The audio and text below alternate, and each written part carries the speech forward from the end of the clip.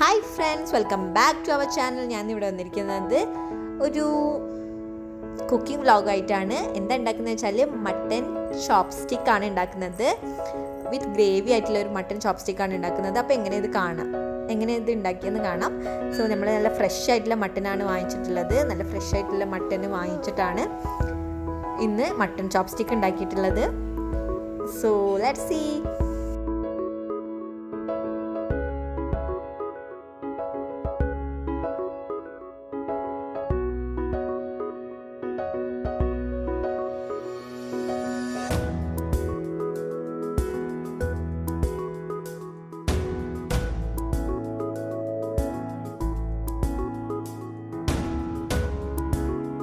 പിന്നെ ഒരു fresh mutton കൊണ്ട് ഉണ്ടാക്കുന്ന ഒരു വിഭവമാണ് കേട്ടോ.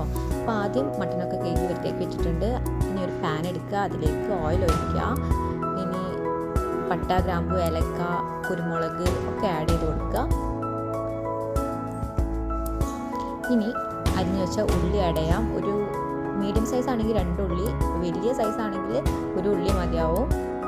എന്നിട്ട് നന്നായിട്ട് മിക്സ് ചെയ്ത് കൊടുക്കുക. എന്നിട്ട് മട്ടൻ ചോപ്സ് ആഡ് ചെയ്ത് കൊടുക്കുക.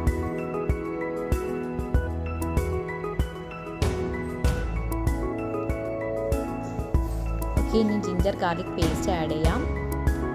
ഒരു 3-4 പച്ചമുളക് ആഡ് ചെയ്യാം.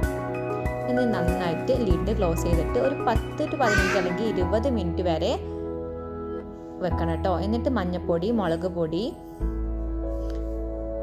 ലെമൺ ജ്യൂസ് ആഡ് ചെയ്തിട്ട് നന്നായിട്ട് മിക്സ് ചെയ്ത് കൊടുക്കുക.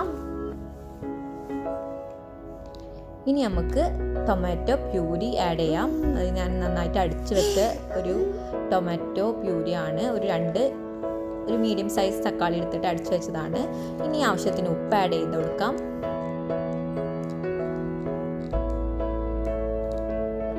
അതേപോലെ മിൻറ്റ് ലീവ്സ് ആഡ് ചെയ്ത് കൊടുക്കാം. മല്ലിയില ആഡ് ചെയ്ത് കൊടുക്കാം.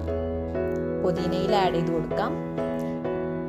തൈരും ആഡ് ചെയ്ത് കൊടുക്കാം.